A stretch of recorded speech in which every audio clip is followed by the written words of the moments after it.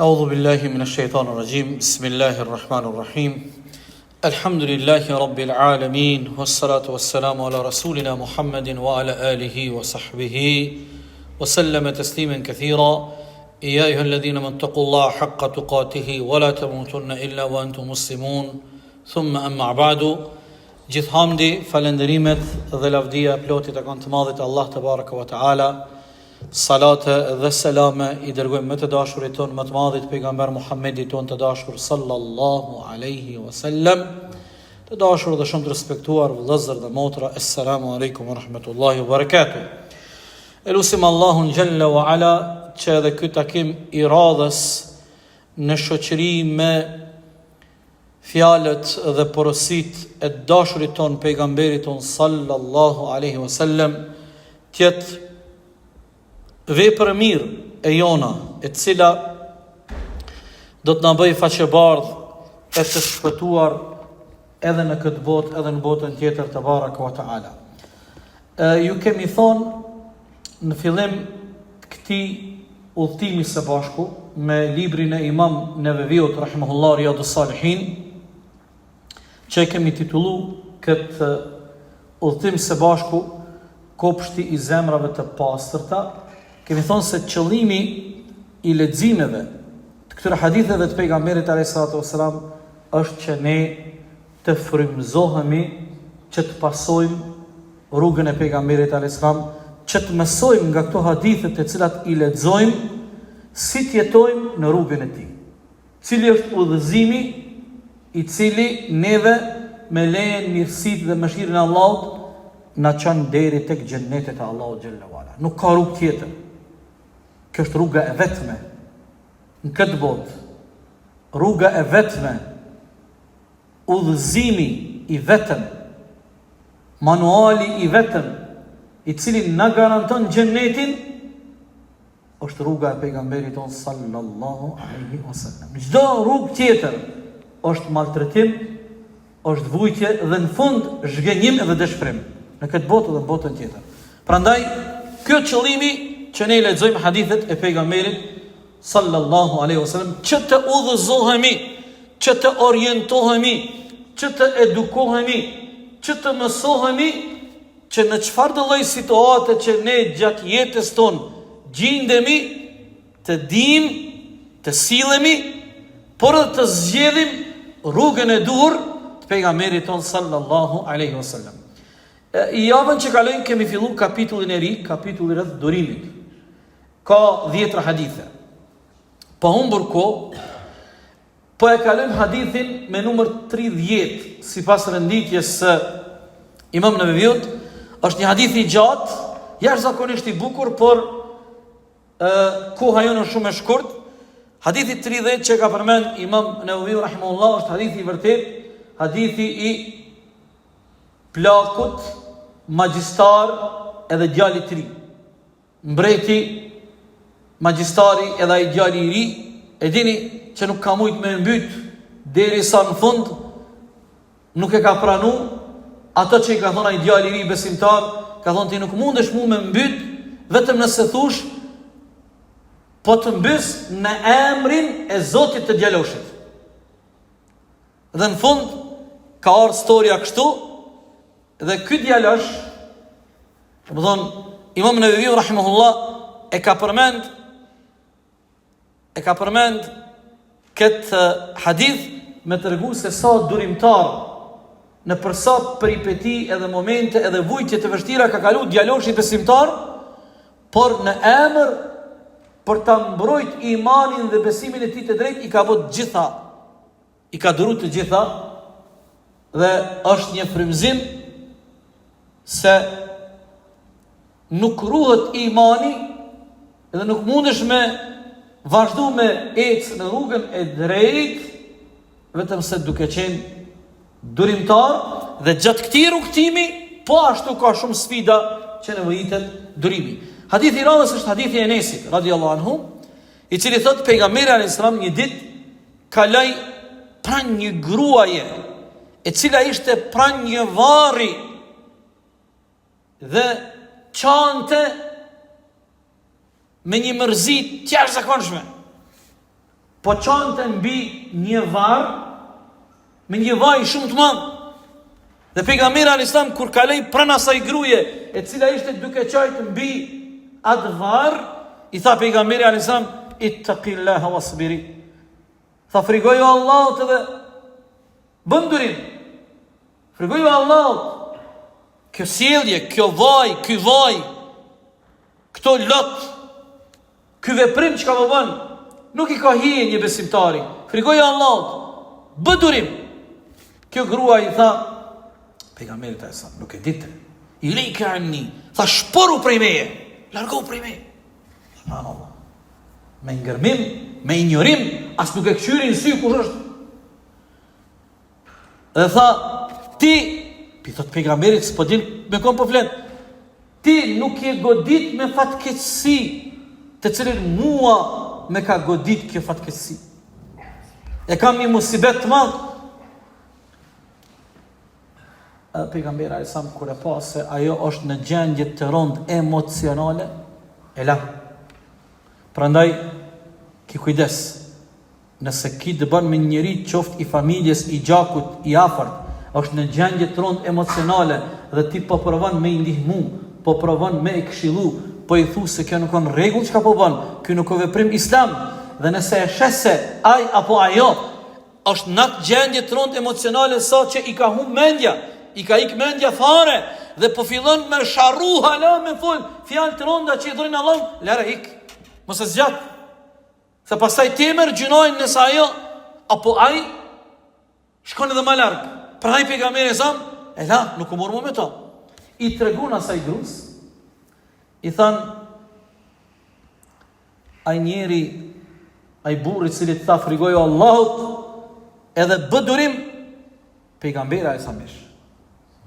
Kur u qetësun emocionet e saja, i kaloi pak dhimbja, erdhi te pejgamberi alayhis salam, në shtëpinë e pejgamberit alayhis salam, me kërku falje, tha, ja Rasulullah, nuk të kam njoftun, nuk e kam ditë që ti je. Pejgamberi alayhis salam as nuk e qortoi. Vetëm e tha një fjalë të artë. Innama as-sabru inda sadmati al-ula. Durimi i vërtet del në pa në goditjen e parë. Çatëre, tani dikur këtë bëj sabër, dikur këtë mëson mas një javë. Po marifeti dhe bukuria dhe imani dhe besimi i fuqishëm del në momentet e sprovës në goditjen e parë. Që aty është imani. Dhe pejgamberi sa e la atë grup, nuk u mor me to. Po shiqoje dhe më thonë çfarë perle të artë, në mësej pejgamberi alayhis salam që ne gjatë jetës tonë, pa marrë parasysh sprovave që mund t'i kemi dhe të ballafaqohemi, durimin nuk guxojmë me haru që në goditjen e parë kur na godet ndonjë fatkeqësi, Allahu na ruaj të gjithëve. Nëse goditemi në fatkeqësi, Allahu na forcoft që të mos na ik mendja dhe le të na del bindja e jonë në Allahun një te baraka wa taala dhe bukuria e imanit e cila manifestohet me durim del dhe shëndrit çdo gjë. Prandaj pejgamberi sa në hadithin e javën e kalum, ai hadithi madhështor tha was-sabru diya, durimi, sabri është një dritë e madhe. Është një dritë e madhe. Do thonë, çeni vëllazër.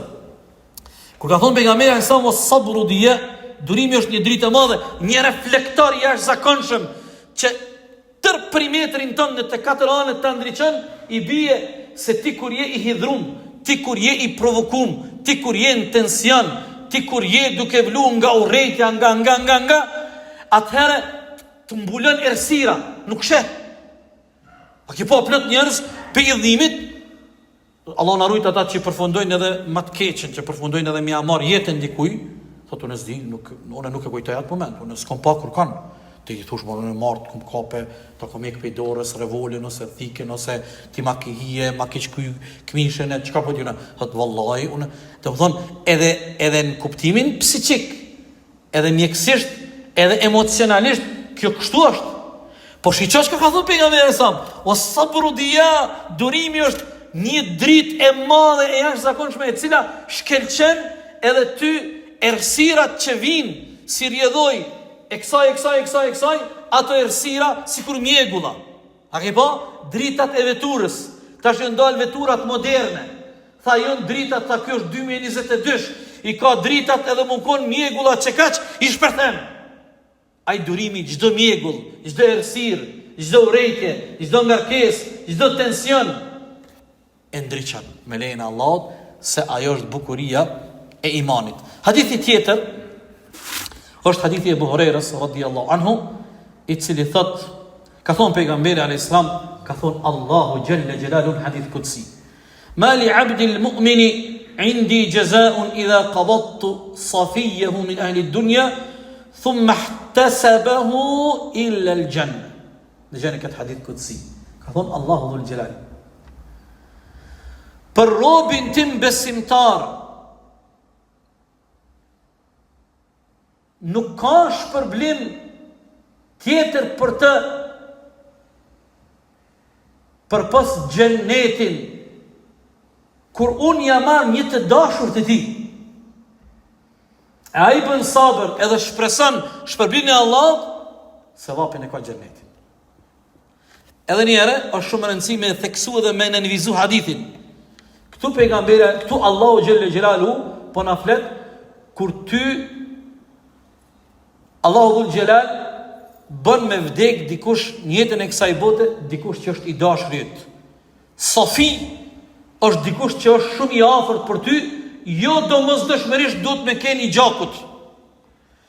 Ata njerëz të gjakut tonë janë gjithsesi, prindi, vllau, motra, axha, daja, hala, bla bla bla, por ti mundesh me dashur edhe me pas të shpirtit edhe një njeri që s'ki lidhje gjakut me to, por je dashur për Allah. Dhe ata që duhen për Allah, me të vërtet, kur ndan nga jeta e kësaj bote përkohësisht e përjetojnë rond. Po pejgamberi alayhis salam tha, robit besimtar, kur Allahu ja merr një të dashur, e kupton kush është ky i dashuri. Dhe ai bën sabër për Allahun, dhe e kujton se shpërblimi i sabrit të xheneti, këtë njeri Allahu në fund e shpërblen me xhennet. Përna e shumë rëndësi mas. Shumë rëndësi është sidomos këto vdekjet e ronda që po janë edhe vdekje, edhe të ronda, edhe tragjike, edhe të dhimbshme. Tash janë disa elemente. Prandaj imani e t'jap forcën, edhe t'jap gajret me e përballu e me te i kalu ngadal mendimin e Allahut me durim sprovë. Hadithi tjetër është hadithi Aishës radhiyallahu anha, e cila e ka pyet pejgamberin alayhis salam për kolerën, smundjen e kolerës. Në kohën e pejgamberit alayhis salam smundja e kolerës ka qenë vdekje pruse, epidemi. Edhe deri para 70-80 viteve, afërsisht 100 viteve, dhe tek ne kolera plot migjallar, nëse migjallarit, vllazët të babgjyshave t'juje, motra gjyshave t'juje tona t'i kanë myt kolera. Epidemi, fukarallak, mungese kushteve, mungese spitaleve, ilaçeve, pe kolerës, kur i ka kap kolera, epidemia, kanë vdek. E ka pyet Aisha radhiyallahu anha pejgamberin alayhis salam, i ka thënë ja Rasulullah, kur në një vend, në një shoqëri, përhapet epidemia e kolerës, a është kjo dënim prej Allahut? Apo është rahmet për besimtarët? Atëherë pejgamberi alayhis salatu wassalam tregon se felejse min abdin yaqa'u fihi at-ta'un, thot nuk ndodh që dikush të sprovohet me kolerën. Thot dhe vendos mbet në vendin e tij duke mos sabër. Pejgamberi ka urnu, nëse përhapet kolera në këtë vend, pejgamberi ka urnu me dal për këtij vendi me shku me bart epidemin në vend tjetër. Kur ke Covidi, a na futën në kufizime. Pejgamberi alayhis salam ka thonë, nëse Allahu ju sprovon me këtë lloj epidemie apo me çfarë lloj epidemie, është haram me dal pe vendit, me ik, me çu, me bart. Fayamkuthu fi baladihi sabiran muhtasiba. Ai duhet me mbet në vendin e tij duke bërë durim edhe duke shpresuar shpërblimin e Allahut, që nëse godet vdek, te Allahu shkon shëhet. Ya'lamu annahu la yusibuhu illa ma kataba Allahu lahu. Se besimtari e din se atë nuk e godet vetëm sa ajo që Allahu ka caktuar për ta. Na kemi këto akide, jemi të qetë. A keni pa do njerëz pe Covidit do ishin më çment. Allah, ti u tut. Në fund tash morën vesh do vite më vonë kemi më marrë vesh hala më shumë informata. Do Covidi edeni është prodhim i laboratorit e kanë bërë. Laboratorat e kanë bërë. Kanë me dal hala. Njerëzit fillon më shpejt, tut çno, ku s'po guzoj me dal, adin. Ja haula wala quwwata. Besimtari është i bindur se nuk e godet besimtarin asgjë vetëm çfarë Allahu e ka caktuar për ta. Illa kana lahu mithlu ajri ash-shahid. Pejgamberi thotë, nëse vdek dikush prej kësaj epidemie, kolera apo çfarë do lloj epidemie që mund të shfaqet, që e dim apo nuk e dim, e njohim apo nuk e njohim, ai i cili vdek prej epidemive, duke bodurim dhe duke shpresu në shpërblimin e Allahut, e ka shpërblimin e shahidit. Kjo nuk i bjen na mos më marr preventivat, mos më kujdes, mos më respektu dhe mos më respektu rekomandimet e mjekësisë së ilaçit. Krejt këto, po ja që këto nuk kanë punë. Ja që unë e kam përmend shumë herë. Po shpresoj që nuk do të keq kuptohem se po e përmendi me emër, se po du për me adresu, se nuk ka kur gjë e keqe. Të gjithë njëni një prej njerëzve më të respektuar në qytetin ton, edhe në snafin e ton, mjeshtrin edhe berberin Namik Drançollin. Unë kam pas rastin me pa në infektiv i cili ka qenë në gjendje shumë trontë, shumë të vështirë. Se kam pas një teze, Allahu më shëroft, e cila shkoi në kohën e pandemisë, edhe teze eme nuk ishte në gjendje trontë. Dhe unë kam shku disa herë me vizitu, për shkak se ata e në kujshi, teze eme i vike keq për Namikin, dhe ka punë keq Namiki. Që Namiki, alhamdulillah, po prejnë hala sa po mundet të flakë qashit gatë. Sa i ka përsill? La ilaha illallah, la ilaha illallah. E tani këtu më lejoni që të regoj një ngjarje të bukur nga historia islame, jashtëzakonisht e bukur. Një mesele, për të vërtet. Një pi halifeve të muslimanëve ka pas emrin Mansur. E sheh melekun e ëndër, melekun e vdekjes në ëndër. E sheh melekin e vdekjes në ëndër, edhe ai ja çon 5 gishta. Ky tamam don me pyet, çka i bën kjo 5 gishta dorës, i del gjumi. Zemra, bum. Halifja, e kaptuta. Nuk e din këto 5 gishta dorës, ajo në 5 sahat, ajo në edhe 5 dit ka ymer, ajo në edhe 5 javë, ajo në edhe 5 muj, ajo në edhe 5 vjetë. Amon e kusa hoxha më i njëri që din me i komentu ëndrat. Një e gjen alamet hoxhen, që din me i lexu dhe me i komentu ëndrat, se me i komentu ëndrat është shkencë në vete. Pejgamberëve të Allahut kush ka qenë ai i cili ka qenë numër 1 në komentimin e ëndrave? Yusufi alayhis salam. Pejgamberi alayhis salam çdo ditë kur e ka falë namazin e sabahut në xhamin Medine, ka thonë muslimanëve, nëse ka pa vetë ndonjë ëndër të mirë ju ka tregu, nëse ka thonë a ka pa dikush ndonjë ëndër të mirë, edhe e ka komentuar në xhami para gjithëve, ajo o çu filoni, ka thonë ja Rasulullah kom pa këtë ëndër, pejgamberi alayhis salam e ka komentuar. Kur vjen ai hoxha iman, i thot halifja, Allah të rujt, a din me më të regu e pash në ëndër me lekun e vdekjes, mi qiti 5 gishta, qka i bjen kjo dhe sa kom imer? Edhe sa kom imer? Njerëzit tutën për i dekjes. Gjithë. A i tha, oj khalife, që të co, kjo ëndra, edhe pësa i ka qu 5 gishta, dorës, kjo s'ka lidhe me jetën tënde. Po ai ka dash me të regu se jonë 5 gjëra, të cilat nuk i din askush pos Allahu te baraka ve taala. Është ajeti 34 Luqman. Ajeti 34 Luqman. 1. Nuk e din askush dhe nuk do ta din askush kur dhe asnjëherë kur do të ndodh dita e Kiametit. 2. Nuk e din askush kur dhe asnjëherë kur Allahu e lëshon shiun prej qiellit. Mar ka dalë që unë kom këtu, na i fanë din Ezra bin, po ti se din, ti e din a bën shi as bën, po ti nuk e din sa sasi bën shi, sa është i bereqetshëm, sa është i dobishëm, sa është i dëmshëm, etj. 3. Nuk e din kurkush se çka ka në mitrat e nanave. Mora ultrazaja më e mirë ka dalë, nuk kam pyetje me ditë a o mashkull a femën. A në muajin e 34, po është i lumtur, as është i lumtur, a ka mu fal, as ka mu fal, a ka me qenë kriminal, a ka me qenë këto si din kurkush. E 4. Nuk e din kurkush nesër çka fiton. Ku e din ti çka kemi fituar nesër? Qoftë për dynjes, qoftë për rizkut. Dhe e 5. Askush nuk e din në cilën pjesë tokës ka me vdek. U gëzu halifja dha mirë kjo punë s'ka ka me ymrin tëm rregull është. Allahu ekber, Allahu ekber. Do të thonë, të dashurit e mi,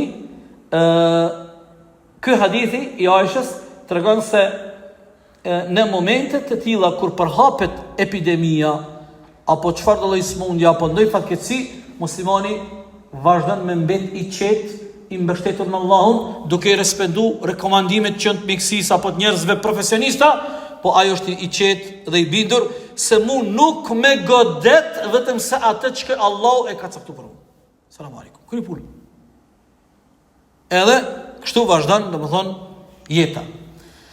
Hadithi i radhës është hadithin të cilën transmeton prap Enesi radhiyallahu anhu, i cili thotë e kam dëgju pejgamberin sallallahu alaihi wasallam duke thënë Inna Allah azza wa jalla qal, edhe kjo është hadith kutsi, Allahu fuqiplot ka thënë kur Allahu robin e tij e sprovon i dhe ja merr 2 dritat e syve,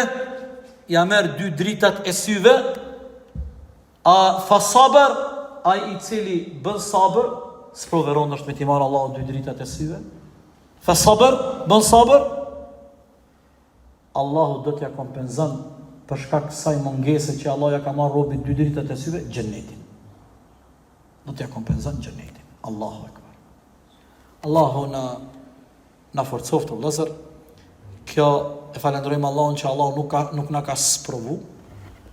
Unë ka pak ja kom nis mu plak, edhe nuk pishosh kronjat bash afër. Edhe kogjajnati po vjen kur spisha, po do të kështu me kogjajnati po të vjen. Dhe subhanallah, para me ndonjë njeri që s'ka pa kur në dunja. Çfarë sprovë është kjo?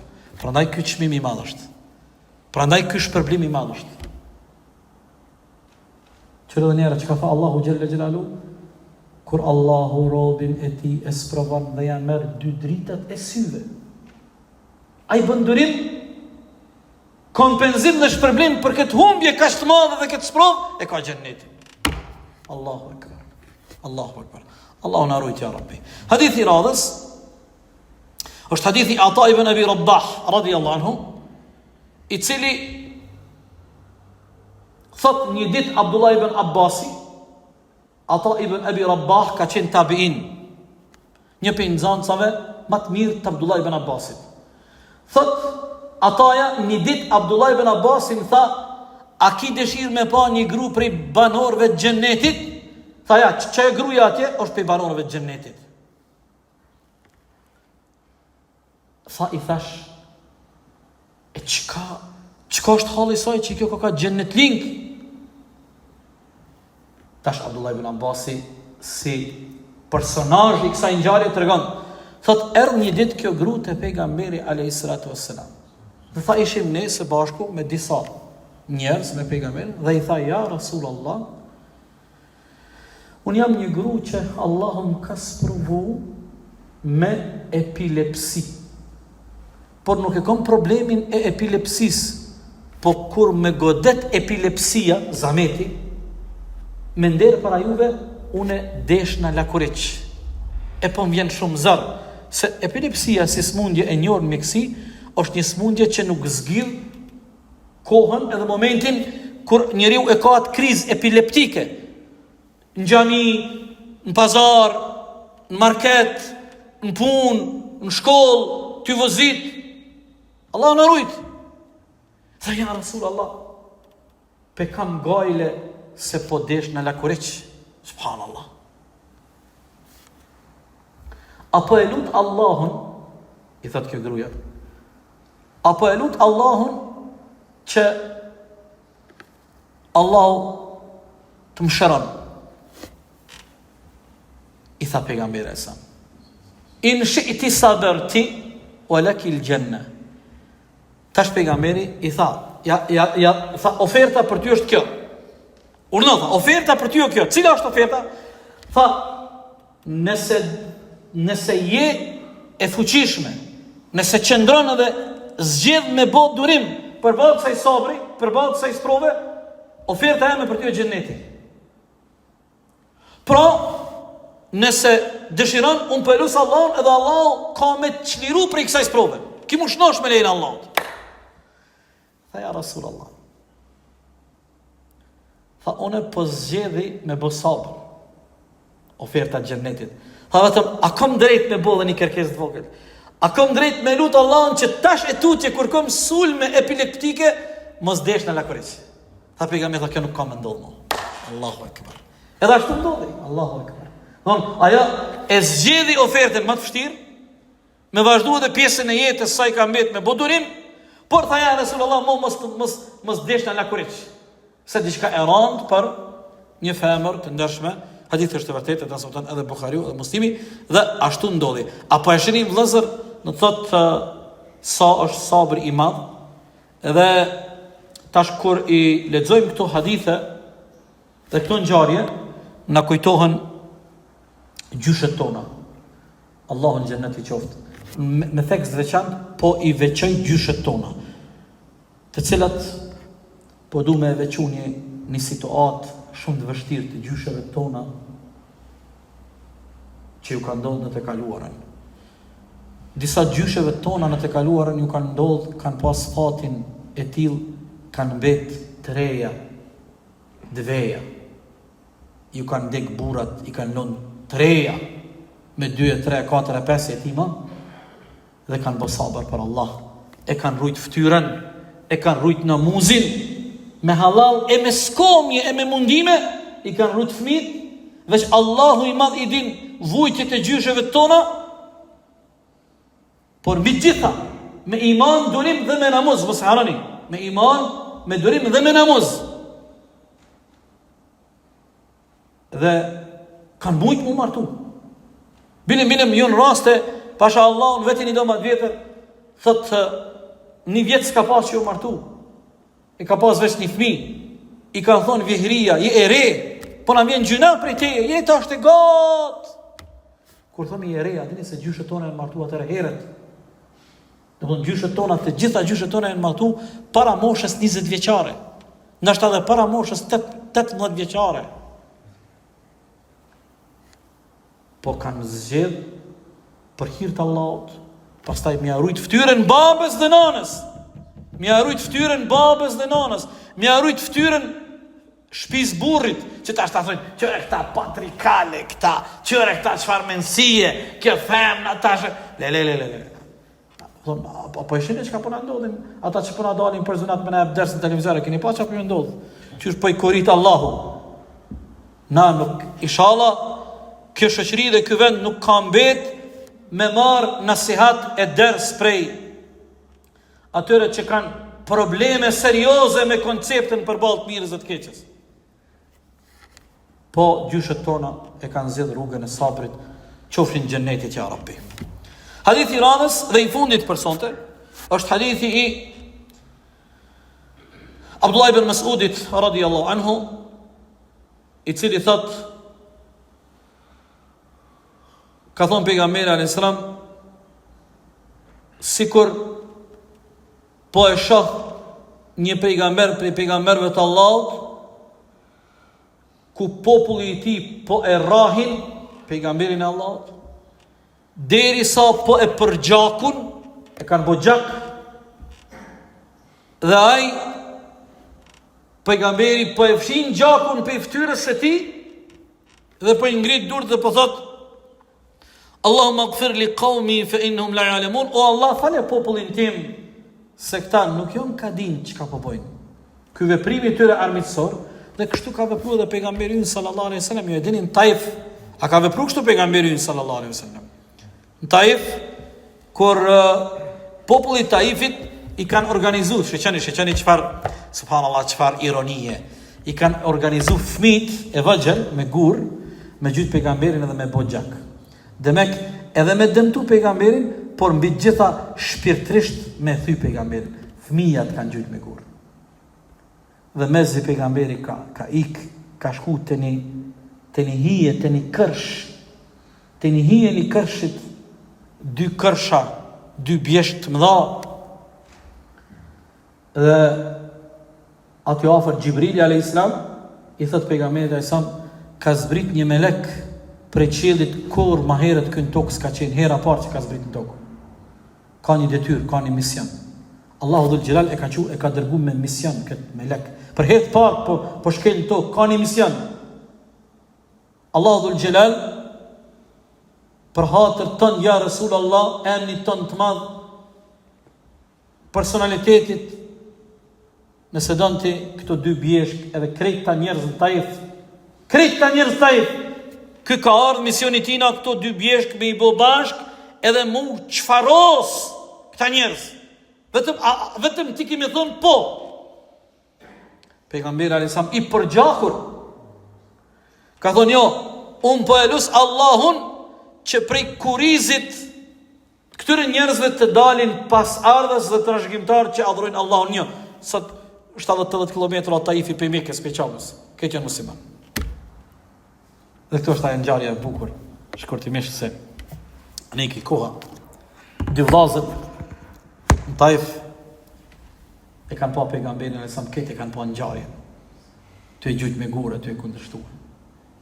Edhe pi thot vllaut, ata nuk e konë musliman. E këshin pas një bashkë me rush, e po i thot njoni, qëre që ka i bon njerit. Ata s'po e din kush o kë. Mere një kalavesh rush, e shka qoja pak se, që ka i kanë bo. Edhe kë e merë një kalavesh rush, edhe shkan afrohet e pejgamberi. Me frikë, mos peshojnë ata banorët e Taifit që këshin gjujt me gur, edhe e debun pejgamberi nuk e më pranun. Dhe pejgamberi e sa i erë shumë mirë kjo mbështetje. Dhe kur e mor kalaveshin e rushit dhe e mor një kokër rushi, dhe duke e mor kokën rush, tha pejgamberi sa bismillah, pa e shtingoj. Ky djali i ri që ja ke shkru rushin, tha bismillah, tha dëgjova, a the bismillah, bismillah. Ky djali ka pas emrin Adas. Krishter i mirë, besimtar i cili ka mbet në besimin e sakt dhe të drejtë të Isës a.s. Tha këtë fjalë, tha une këtu këtë fjalë, kur kush në këtë rreth nuk e din, kush jeti prej ka je, tani aty vjen momenti i njoftimit dhe pastaj Adasi e bëhat musliman. Domthon ai u shku me njet me aqu një kokër rrush humanizëm njerëzore, që ka i bo njerit bre. Dhe o bo sebeb fjala bismillah. Pra na ka një herë jena nështë ka pak të kompleksume, kur shkojmë diku musafire, kur të në thirë diku shari. Ka një herë ti duhesh me thonë bismillah, se nështë ta qenë fjala bismillah, dikush që një, adin dove që u mushet veshi me dyll, e që duhet me shku taj doktori, edhe dove aja fjala bismillah, u atëp, Allahu Akbar, një fjallë bëhet bismillah dhe, se njerëzit që Allahu i mërë në mëshirin e ti dhe i drejton, një shkendi e vogël, zjari madh, kur nuk janis për njeri madh, qësh janis zjari, për një shkendi e vogël, një bismillah fillan edhe, regjistrohet të kapet këtu dhe, Allahu të baraka wa ta'ala, e shpëton dhe e mëshiron robën e tij. Qofshim të gjithë në mëshirën e Allahut te baraka ve taala. Këtu po e përmbyllim. Wallahu ta'ala alam wa sallallahu ala